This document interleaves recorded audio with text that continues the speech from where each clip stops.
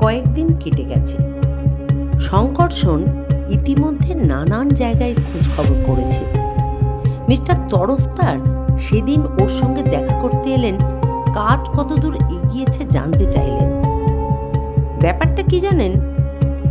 শঙ্করসন একটা সিগারেট ধরিয়ে বলল, বিগ্রহ বদল কার কীর্তি সেটা অনুমান করা খুব কঠিন নয়, কিন্তু প্রমাণ করাটাই সমস্যা হয়ে দাঁড়িয়েছে। কেন? তরফদার জিজ্ঞেস করলেন। যে এই কাজ করেছে সে বাইরের কেউ নয়, ঠাকুরমশাইকেও আমি ঘরের লোক বলেই ধরছি। দোতলার তালাবন্ধ ঘর থেকে বাইরের কেউ এসে বিগ্রহ বদল করে যাবে, যাবার সময় আবার দরজার তালাও লাগাতে ভুলবে না, এটা বিশ্বাসযোগ্য নয়। তবে আমার বিশ্বাস এত তাড়াতাড়ি ওই সোনার বিগ্রহ বিক্রি করার চেষ্টা চোর করবে না, সেটা বুদ্ধিমানের কাজ হবে না। অমন একটি মূল্যবান বিগ্রহ যে কোনো বনেদি বা বিখ্যাত পরিবারের সম্পত্তি কিংবা কোনো দুষ্প্রাপ্য সংগ্রহশালা থেকে সরানো হয়েছে, এই প্রশ্নটাই প্রথমে জাগবে ক্রেতার মনে। কাগজেও এই ঘটনা নিয়ে লেখালেখি হয়েছে, মোটামুটি সবাই সোনার উপর কারবারিরা জেনে গেছেন। সুতরাং চোরকে সাবধানী হতে হবে। কিছুকাল গেলে ঘটনা যখন মানুষের মন থেকে মুছে যাবে, তখনই সে তৎপর হবে। অবশ্যই এটা আমার ধারণা। তাই আমার মনে হয় বিগ্রহ এখনো বাড়িতেই আছে, বাইরে পাচার হয়নি। কিন্তু অত বড় বাড়িতে ওটা খুঁজে বার করা অসাধ্য ব্যাপার। তা বটে, তরফদার স্বীকার করলেন। তবে কি উপায়? উপায় একটা করতেই হবে। শঙ্করসন বলল, আমি একটা মতলব ঠাউরেছি। আগামীকাল সন্ধ্যাবেলা আপনি সবাইকে বসবার ঘরে হাজির থাকতে বলবেন। ঠাকুরমশাইকেও থাকতে হবে। অরিন্দম শীলকে বলবেন জরুরি দরকার, সবার উপস্থিত থাকার প্রয়োজন। আপনার কথা উনি ঠেলতে পারবেন না। আপনার নোটের উপরে নির্ভর করছে ওর 5 লাখ টাকা। ও, একটা কথা আপনাকে জিজ্ঞাসা করবো ভেবেছিলাম, অরিন্দম শীল এত বড় বাড়ি রেখেছেন কেন? ওটার মেনটেনেন্স খরচা, ট্যাক্স সব কম নয়। ভাড়া দিলেও তো অনেক টাকা পেতে পারেন। এমনিতেই ওর অবস্থা এখন পড়তি, অথচ দেখছি বড় মানুষই ঠাঁটটি বজায় রেখেছে। আমি খোঁজ নিয়ে জেনেছি বাজারে ধার দেনা কম নয়। উনি এই বাড়ির একটা অংশ কিংবা জমি বিক্রি করলেও অনেক টাকা পেতে পারেন। আজকাল মাল্টি স্টোরিড বিল্ডিং তৈরির জন্য প্রমোটাররা তো মুখিয়েই আছেন। ও বাবা, তরফদার ঠোঁট উল্টোলেন।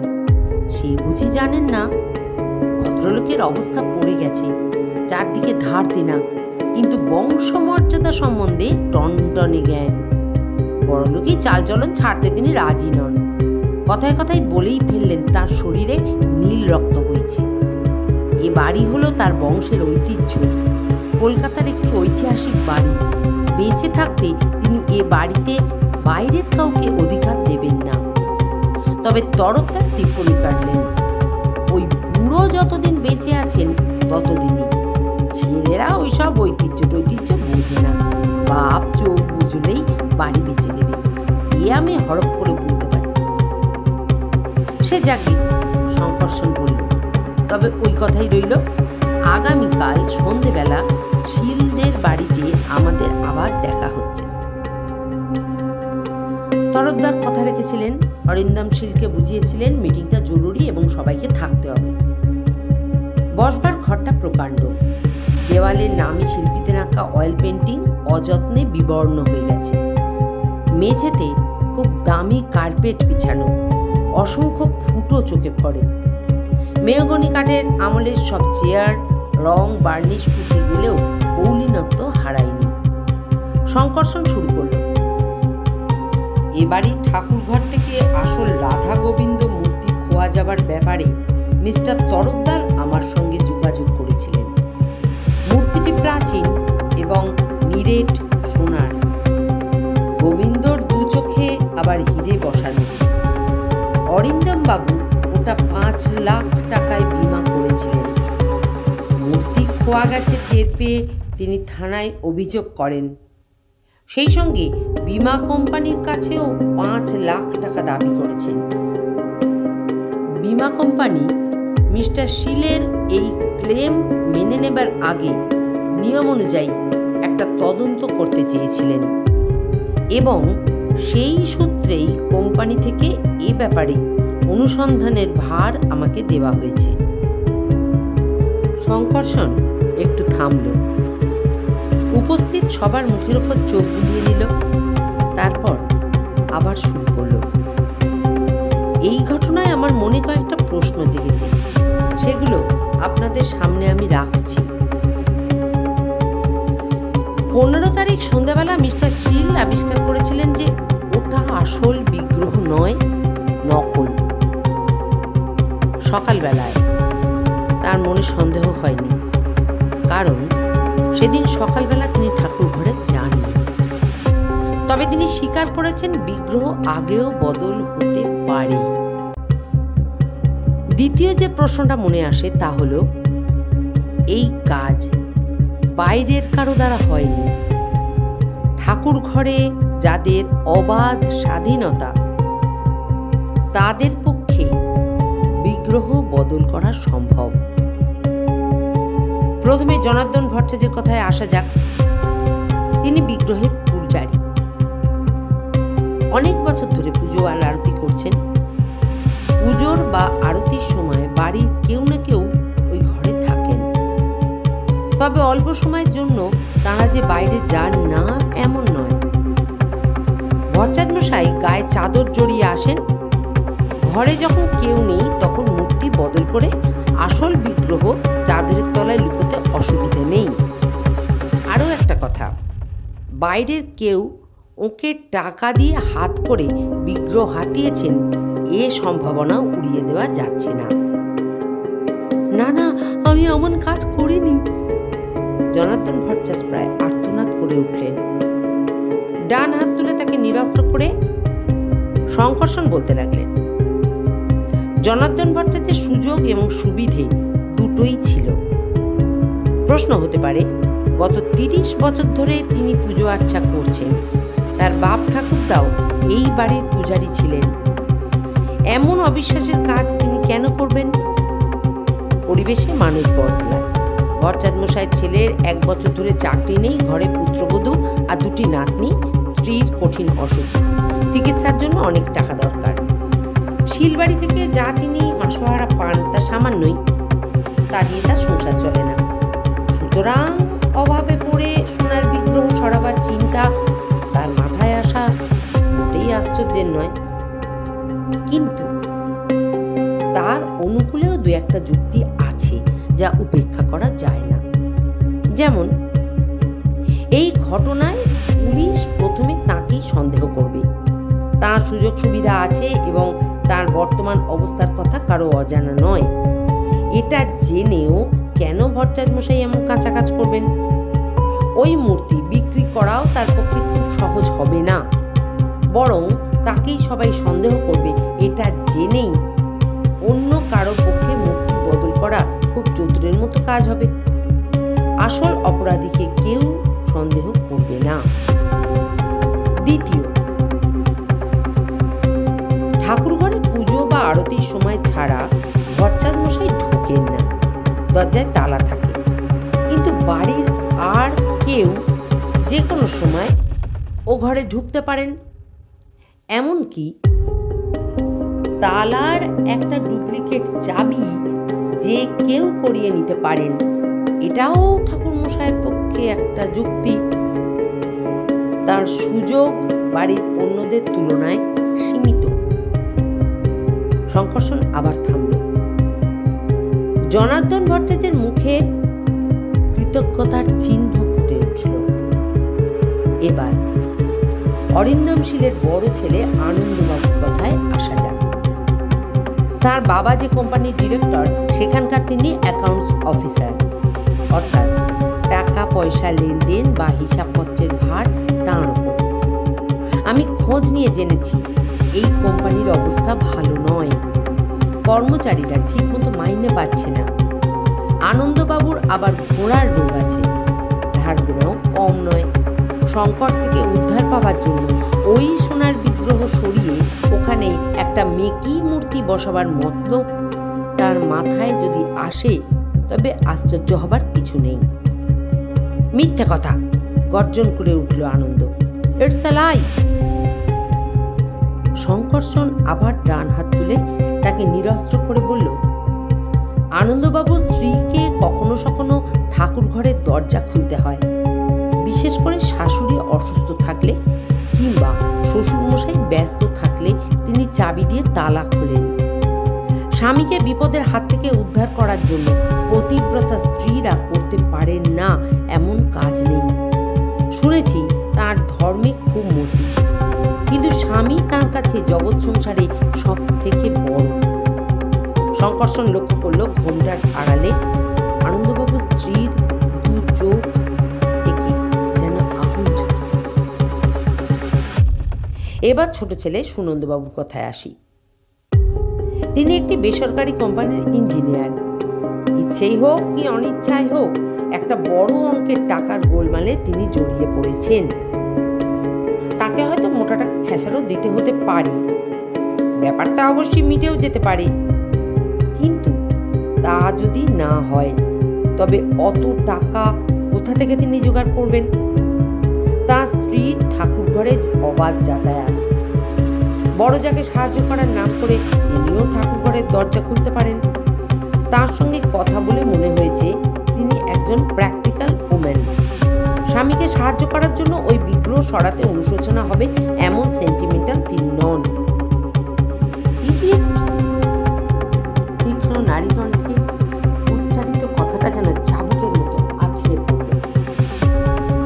শঙ্করসন সেটা গায়ে না মেখে বলে চলল, আমি আগেই বলেছি বিগ্রহ 15 তারিখের আগে, ধরা যাক 12-13 তারিখ কিংবা 14 তারিখে বদল হয়েছে। কেন তা বলছি। আসল বিগ্রহের একটা রেপ্লিকা বা অবিকল প্রতিমূর্তি দরকার ছিল অপরাধীর। যেহেতু আসল মূর্তি কারিগরকে দেওয়া সম্ভব নয়, নিশ্চয়ই ওটার একটা ছবি কিংবা ফটো থেকে নকল মূর্তিটা বানানো হয়েছে। বাড়ির কারো সাহায্য ছাড়া এটা সম্ভব নয়। নকল মূর্তির ওপর সোনার জল পালিশ করা হয়েছে, আর গোবিন্দর দু চোখে বসানো হয়েছে দুটো ঝুটো পাথর। হঠাৎ হীরা বলে ভুল হয়। এই দুটো কাজই বোধহয় কোনো জহুরিকে দিয়ে করানো হয়েছে। সোনার জলের পালিশটা নিশ্চয়ই। মূর্তি বদল করা হয়েছে হয়তো 14 কিংবা 13 তারিখে। আনন্দবাবু স্ত্রী স্বীকার করেছেন পুজোর সময় তিনিও দরকারে 2-1 বার বাইরে যেতেন কিংবা গেছেন। কিন্তু আমি যদি বলি পুজো বা আরতির সময় মোটেই বিগ্রহ বদল হয়নি, হয়েছে অন্য কোনো সময় যখন কেউ ও ঘরে যায় না, ঘুরে ফিরে সেই একই প্রশ্ন আসছে। ঠাকুর ঘরে যেতে বাধা নেই এমন কেউ ওটা সরিয়েছেন। 2-1 দিন তিনি অপেক্ষা করেছেন আর কারো চোখে এটা পাল্টাপাল্টি ধরা পড়ে কিনা এ ব্যাপারে তিনি নিশ্চিত হতে চেয়েছেন। আসলে বিগ্রহ যে নকল তা চট করে ধরা পড়ুক এটা তিনি চাননি। শঙ্করসন চুপ করল। ঘরের মধ্যেও অখণ্ড নিস্তব্ধতা। অবশ্যই আমার এই অনুমান ভুলও হতে পারে। শঙ্করসনই নিস্তব্ধতা ভঙ্গ করল, বলল, অর্থাৎ বিগ্রহ বদল আগে না হয়ে 15 তারিখেও হতে পারে এবং তা সকালে পুজোর সময়। সেক্ষেত্রে ভট্টাচার্যমশাই সন্দেহমুক্ত নন। আবার দুপুরের দিকে সবাই যখন একটু গড়িয়ে নিচ্ছেন তখনও হতে পারে। অবশ্যই বিগ্রহ কবে বা কখন বদল হয়েছে সেটা এখানে গৌণ ব্যাপার। তা কারো পক্ষ সমর্থন কিংবা বিপক্ষে কাজ করছে না। তা যদি হতো তবে সঠিক দিনক্ষণ মস্ত একটা ফ্যাক্টর হয়ে দাঁড়াতো। একমাত্র পুজো বা আরতির সময় ছাড়া অন্য কোনো সময়ে বিগ্রহ বদল হয়ে থাকলে ভট্টাচার্যমশাই নির্দোষ। সবার মুখের ওপর চোখ বুলিয়ে শঙ্করসন বলল, আশা করি বুঝতে পারছেন আপনারা কেউ সন্দেহের বাইরে নন। আরো একটা কথা, আমার দৃঢ় বিশ্বাস সোনার বিগ্রহ এখনো বাড়িতেই আছে, ওটাকে লুকিয়ে রাখা হয়েছে। সমস্ত বাড়িতে তল্লাশি চালালে ওটা পাওয়া যাবে।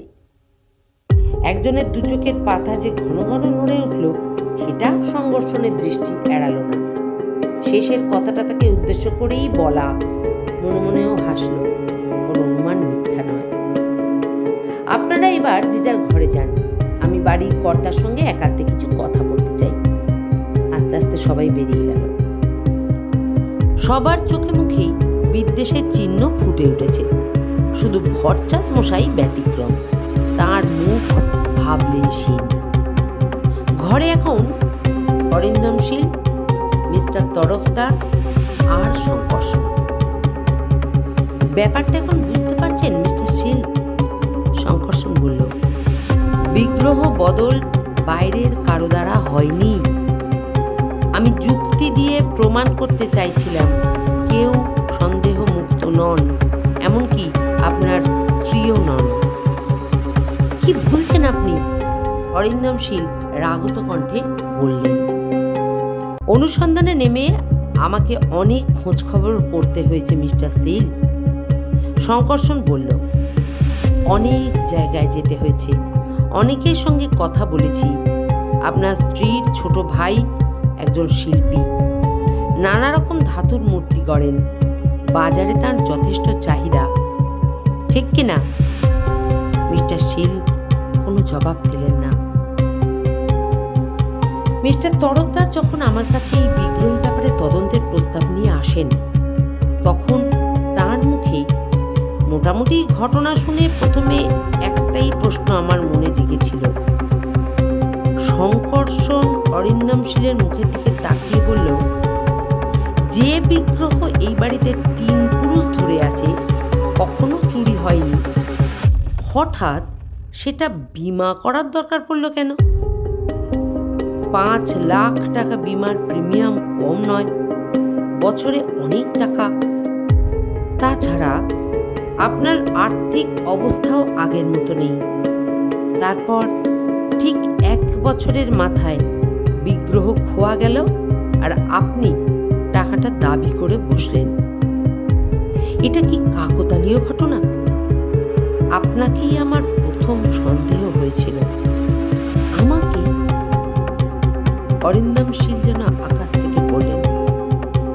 ভেবে দেখুন।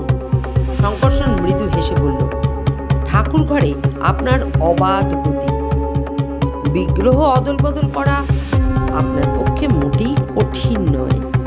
এসব আপনি কি বলছেন? অরিন্দমশীলের গলা চড়ল। আমি খোঁজ নিয়ে জেনেছি, আপনি যেসব কোম্পানির সঙ্গে যুক্ত তাদের কোনোটারই অবস্থা ভালো নয়। এদিকে আপনার খরচের বহর কম নয়। আগে আপনাদের রেসের ঘোড়া ছিল, এখন সেসব পাট চুকলেও মাঠের সঙ্গে আপনার সম্পর্ক কিন্তু খোঁজেনি। আপনি সীমা লঙ্ঘন করছেন মিস্টার সমাদ্দার। অরিন্দমশীলের মুখ রক্তবর্ণ হয়ে উঠল। সে কথায় কর্ণপাত না করে শঙ্করসন বলে চলল, আমার মনে হলো যে 5 লাখ টাকা আদায়ের মতলবেই বিগ্রহ বিমা করা হয়েছে। কষ্ট করে 3টে কোয়ার্টারের প্রিমিয়াম দিয়ে ওটা সরিয়ে ফেলা হয়েছে। বিমা কোম্পানির কাছ থেকে টাকাও আদায় করা হবে, আবার সোনার বিগ্রহ ঘরেই থাকবে। এই ছিল পরিকল্পনা। Set up! অরিন্দমশীল গর্জন করে উঠল। চিৎকার করে লাভ হবে না মিস্টার শীল। শঙ্করসন শান্ত কণ্ঠে বলল, আপনাকে সবার সামনে অপদস্থ করতে চাইনি বলেই আপনার সঙ্গে একান্তে কথা বলছি। আমার মনে ওই সন্দেহ জেগেছিল বলে আমি গোটা উত্তর আর মধ্য কলকাতার সমস্ত সোনার দোকান চষে বেরিয়েছি। আমি একটা ব্রোঞ্জের মূর্তি সোনার জলে পালিশ করতে চাই। এ ব্যাপারে তাদের অভিজ্ঞতা আছে কিনা, হালে এমন কাজ তারা করেছে কিনা, কত খরচ পড়বে, এই ছিল আমার প্রশ্ন। একটা দোকানে জানতে পারি এ মাসে গোড়ার দিকে একটা রাধা গোবিন্দর মূর্তি তারা সোনার জলে পালিশ করেছে। যিনি কাজটা দিয়েছিলেন তার চেহারার বর্ণনাও তাদের কাছ থেকে পেয়েছি। আপনার ডান চিবুকের কাছে কাটা দাগটা পর্যন্ত তারা বলতে ভোলেনি। এরপরেও কি আপনি অস্বীকার করবেন মিস্টার শীল? বলেন তো সেই কারিগরকে এখানে নিয়ে আসি। অরিন্দম শীলের মুখ ব্লটিং পেপারের মতো সাদা, মুখ দিয়ে কথা বেরোল না। আপনাদের বনেদি বংশ, শঙ্করসন বলল। একথা জানাজানি হলে খবরের কাগজগুলো লুপে নেবে, চিঠি পড়ে যাবে। পুলিশ আপনাকে ছেড়ে কথা কইবে না। তার চেয়ে বরং আমি একটা প্রস্তাব দিই। আমার মনে হয় সব থেকে রক্ষা করার সেটাই একমাত্র পথ। অরিন্দম শীল জিজ্ঞাসু দৃষ্টিতে তাকালেন। তার চোখ মুখের অবস্থা দেখে মায়াই হলো। আপনি বীমা কোম্পানির কাজ করা যে ক্লেমটা উইথড্র করে নিন, ওদের জানিয়ে দিন বিগ্রহ পাওয়া গেছে। মিস্টার তরফদারকে আমি অনুরোধ করব তার কোম্পানির বড় কর্তাদের সঙ্গে আলোচনা করে এ ব্যাপারে আর যাতে কোনো শোরগোল না হয় তা দেখতে। কি বলেন মিস্টার তরফদার, আপনি রাজি? তরফদার সোচ্ছ্বাসে বলে উঠলেন, এখানে আপনিই বস, আপনার আদেশ শিরোধার্য, আপনার অমত নেই তো? অরিন্দম শীলের মুখের দিকে তাকিয়ে জিজ্ঞাসা করল শঙ্করসন। তিনি নীরবে দুপাশে মাথা নাড়লেন। আরও একটা অনুরোধ আছে আমার, শঙ্করসন বলল। ঠিক একটা নয়, দুটো। আপনি যদি এখনো লাগাম টানেন, আমার মনে হয় অবস্থা সামাল দিতে পারবেন। তাই অনুরোধ করব, বদ খেয়ালগুলো ছেড়ে দিন। আখেরে আপনারই মঙ্গল হবে। এই বিরাট বাড়ি আজকাল মস্ত বোঝা। আপনি যদি মেকি আত্মসম্মান বিসর্জন দিয়ে কিছু অংশ ব্যাংক কিংবা নামী কোম্পানির ভাড়া দেন, মোটা টাকাই পেতে পারেন।